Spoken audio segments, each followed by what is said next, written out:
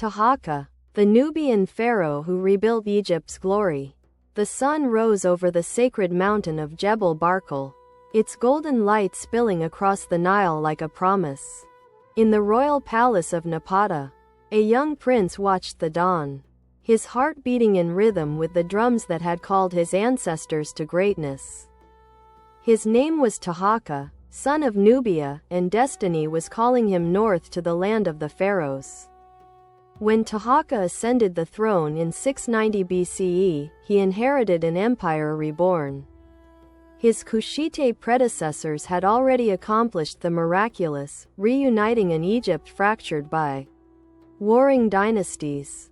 Now the double crown rested on his brow, the PS Chent symbolizing his rule over both the black land of Egypt and the golden sands of Nubia. But with this honor came a burden heavier than the stone blocks of the pyramids, the defense of this reborn glory against the storm gathering in the east. Taharqa began his reign as a builder king. In Thebes, where the great Temple of Amun stood as the spiritual heart of Egypt, he walked among the artisans and priests. "The gods have chosen us to restore what time has worn away," he declared, his voice echoing through the hypostyle hall. Under his direction, new columns rose toward the heavens, their lotus bud capitals blooming in stone. In Memphis, he restored temples that had stood since the time of the pyramid builders. And in his beloved Nubia, at Kawa and Jebel Barkal, he raised magnificent temples that stood as eternal bridges between his two kingdoms. For 15 years, Egypt flourished under his guidance. The Nile flooded predictably, the granaries overflowed, and trade caravans moved freely between Nubia's gold mines and Egypt's Mediterranean ports. But Taharqa never forgot the shadow looming beyond the Sinai. The messengers came during the inundation season, their camels weary from crossing the desert. Asarhadon marches, they reported, their faces grim.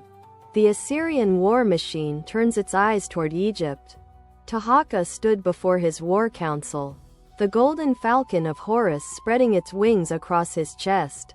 "We will meet them as pharaohs have met invaders for 2,000 years, he declared.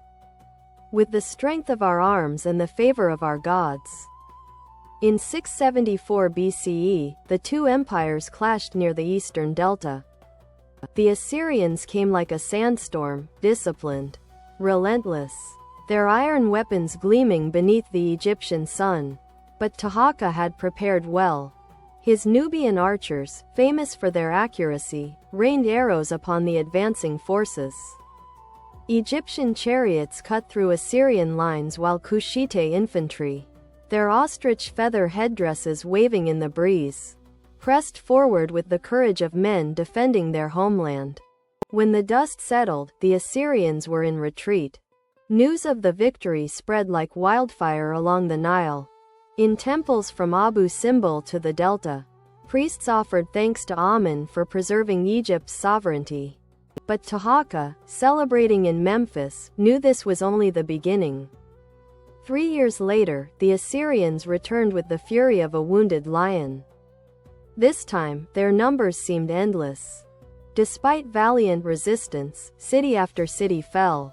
The ancient capital of Memphis, which had stood for millennia, was captured. Taharqa watched from the walls of the palace as Assyrian soldiers took members of his own family hostage. The pain of retreat cut deeper than any sword. But the pharaoh knew when to withdraw and fight another day. He fell back to Thebes, then further south to Nubia, the land of his birth. Many would have surrendered, but Taharqa was no ordinary king. When word reached him of Asarhadon's death, he saw the hand of the gods in this twist of fate. "Amun gives us another chance," he told his remaining commanders as they stood in the great temple.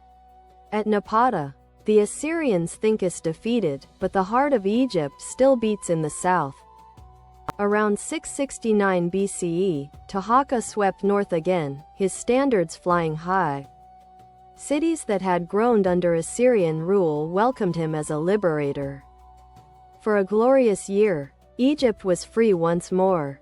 and the people hailed their Nubian pharaoh as the living embodiment of their resilience. But empires have long memories. Ashurbanipal, Esarhaddon's successor, proved even more formidable than his father. The final Assyrian invasion came with overwhelming force. Near Thebes, the last great battle raged, and though Taharqa's men fought with the courage of desperation, they could not withstand the Assyrian onslaught.